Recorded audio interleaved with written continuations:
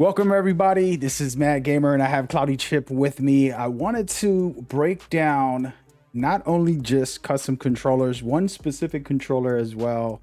But before we do, I want to give you guys the premise of how we got here. First and foremost, I'm an old gamer, been around since the 80s, early 80s, I might add. And I stay tuned to everything that's happening in the modern day. I prefer modern games. I prefer modern technology. It's something I'm infatuated with, to be honest. That being said, custom controllers hasn't been something I dove deep into.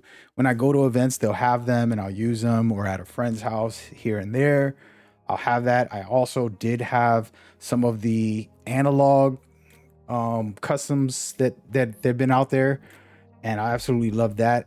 But I've never had an official custom controller of my own full time until recently, when my buddy here, Cloudy, allowed me to borrow his, and I kind of ignored it. But since my controller started breaking, I had to jump on, and I'm on the PlayStation 5 using it. I had a lot of fun with the shooters. I thought it was very special. I did not like having to have the hair triggers during adventure games, which was a pain. So then the discussion started with Cloudy. Wanted to ask him about his controller, which is the one you're looking at on screen. And we're not here sponsored or anything like that. This is the PlayStation 5 Scuf Reflex FPS. I promise you, we're not sponsored. I think Cloudy sounds like he's sponsored. Secretly, I think he's sponsored, Cloudy, personally. But for real, I just been very curious about this stuff, and I've been slowly feeling really good about the back buttons and the hair triggers when I'm playing shooters only. But I don't like controllers that don't allow me to switch very quickly, because I play a lot of adventure games. I'm playing open world games, maybe a third person game, and all of that stuff to me doesn't need the hair triggers. So with all that out of the way, I had a discussion with Cloudy just now, and I said, hey, let's record a video and talk about this controller you've been using. And we wanted to give you guys some visuals, but also break down thoughts and opinions about it. Cloudy's basically going to take over for the rest of this. I'm skeptical and I'm curious, what is the best controllers? Leave them in the comments. Cloudy has been preaching this controller, and I'm going to go ahead and let him speak on it and give me his thoughts and opinions in general with his experience. Give me your review if you can, Cloud. Yeah, so just to give you guys a little brief history with me. So I've played first person shooters for a very long time, and I've always played it on the regular standard PlayStation controllers.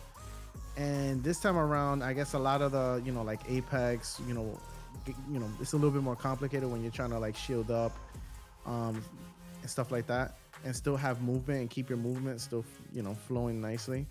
And the same thing happened with, I was running into issues like that with Call of Duty, having to plate up or heal somebody and being able to still keep my fingers on my thumbs on the joystick, right?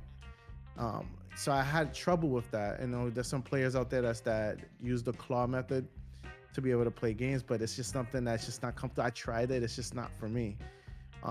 So then I decided to build my own. So I took a regular PlayStation 5 controller, I put some back buttons on it, I customized the triggers to That's the one you gave triggers. Yeah, that's the one that I ended up giving you at the time. So Okay. yeah, so what ended up happening was that I started running into issues with, like, I started being like, damn, I wish I had 4 buttons on the back instead of 2. And I started running into those issues. And then some players, do really well with just 2 buttons on the back, but I wanted 4. So I went and bought me a Scuf, specifically not for regular games. That's why I have my regular PlayStation 5 controller. And then I also bought a separate one from my first person shooter games. And I bought the Scuf Reflex Pro. Which is the one you're seeing on screen.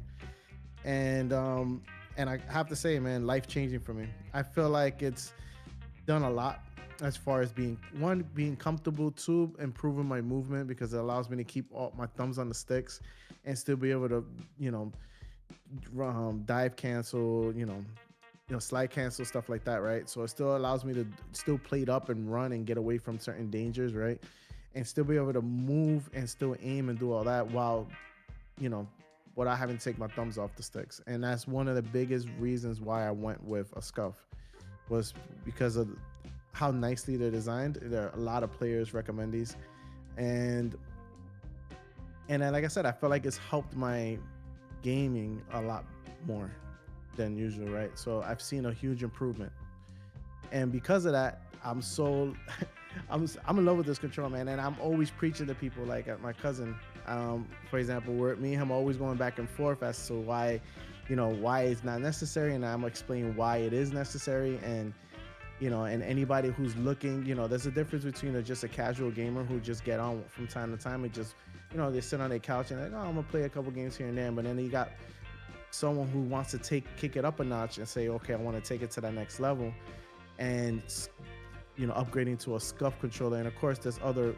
brands out there like AIM, they do one as well, but Scuf is the one I went with. And like I said, if you don't have one and you are looking to get your hands on one, I think and you play a ton of first person shooters, and that's typically your main genre, and that's what you typically play, you would not be disappointed going with something like that. Because you get a couple things. One, you get the raised thumbstick, which helps with your aiming precision, right? So when you're aiming, you're able to aim a little bit more because you have more play. It's like if you have a stick on the ground, if the longer the stick is, the more range you have, right? As opposed to it being closer to the ground, it's less range, right? So you have way more range when you have higher sticks. So if you have your right stick a little bit higher, you get better aim. When you have digital triggers, what that allows you to do is it allows you to basically shoot quicker. So especially if you're using pistols or guns that are burst fire guns, you're able to burst fire quickly with something that has hair triggers on them, mouse click triggers, right? Because you don't have to worry about that additional movement in your right and your R2 and your L2, right? So you don't have to worry about that. So you get instant responses off that. Then on top of it too, because I have 4 buttons on the back, it allows me to put all my front facing buttons. Of course, you can customize them. You can put it to be anything you want. Your L3, you can make it your down, your D-pad down. You can make it whatever you want. But I typically, for the most part, I keep it, my 4 front facing buttons, which is, your box, X, O, and triangle buttons, all on my back of my controller, because it allows me to slide, it allows me to reload, it allows me to switch weapons, it allows me to jump, it allows me to do all that without ever having to think about it, and think about getting my thumbs off the sticks, right? So that's just a quick breakdown. Like I said, if you another advantage too, if you do decide to go with a Scuf, I went with the first person shooter one, the Reflex Pro FPS. And the reason for it, and one of the things they do, and you might hate it, you might, or you might love it, they take away the rumble feature for vibration in your control. So it is a lot lighter. So if you're gaming for long hours, it does feel a little bit more comfortable in the hand. You don't have to worry about, it feeling weighted or anything like that. So it feels lighter. Second thing that does for you is if you're playing a lot of times competitively, first person shooters, that rumble can throw off your aim. And so when you have no rumble in your controller, it allows you to have better aim just for that alone, because there's no rumble in your control. Of course, a lot of games allow you to turn it off if you wanted to turn it off. So you always have the option to do that, but they take it out of the controller completely. So that's another thing. So another thing too is if you guys are looking to customize your controller, of course we all love to make it our own, right? So they have a bunch of standard options as far as colors and things you can select, but they also give you the ability to even have custom ones, right? And you've seen a lot of players too, especially high pro players, have their custom Scuf controllers with their own logos, their company logos, or their branding, or they just have their own color scheme to it.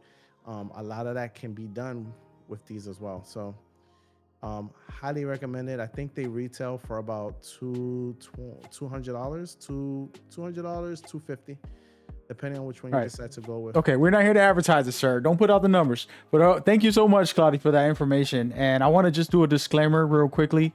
There's no actual evidence ever, and the companies actually have this in their website, you can look it up, that this will improve your skills Okay, this helps you convenience. This helps you with the potential of improving, but you have to get in there and actually improve. That's facts, and that's something that the companies themselves have had to clarify multiple times because of the false advertisement that can be made by some of this stuff. Yeah, you But can it's pick up. a But definite, it's a like this. definite. It's like if you can have a bag of sand, a bag of potatoes, and they can say you're not gonna lose weight. You know, you're not gonna get strong and big just by having a sack of potatoes. It's like no, but of course, a sack of potatoes, if you lift it up or you walk like 10 blocks with it, of course, you're gonna feel it. You're gonna get a nice little workout in. But instead, what they do at the gyms, they say, forget the sack of potatoes.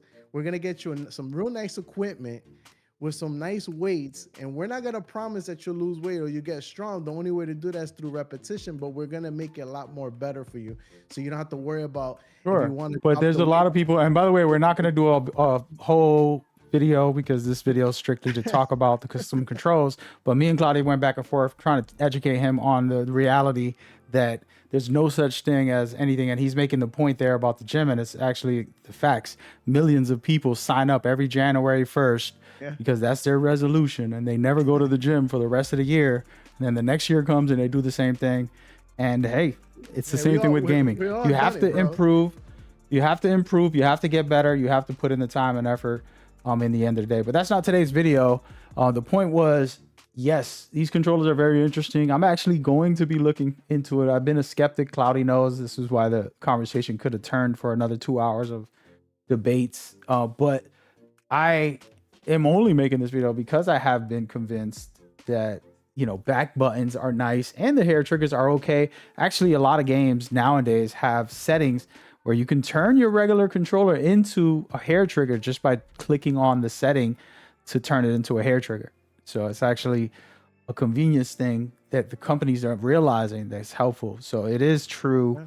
A lot of the convenient factors that Claudia was discussing here, and I'm interested to see what people have to say. What is better than the one that he's talking about? Is there other controllers that are just doing the same thing? For me, I want a controller that actually lets me change the hair triggers anytime I want. That way I won't have to buy a second controller to play adventure games or anything like that. And then the back buttons are amazing. That's a cool feature to have as well. And I do like the rumble. I do like the vibrations for a lot of games that are designed with it. If the game is no good and they don't use it, then I won't use it. But there's all that stuff. So the question is, for what I'm looking for, what do you guys have in the comments as far as convenience? I do think Cloudy's is very good for FPS, but like I said, I also like playing games like God of War and so much more. So the question is, what it would be the best all-around experience, and we'll get into more of this as we go. Cloudy definitely wants to go into a debate version of this, which we might do a secondary one, guys. Hope y'all enjoyed this. Thank you so much for tuning in. We'll catch you on the next one.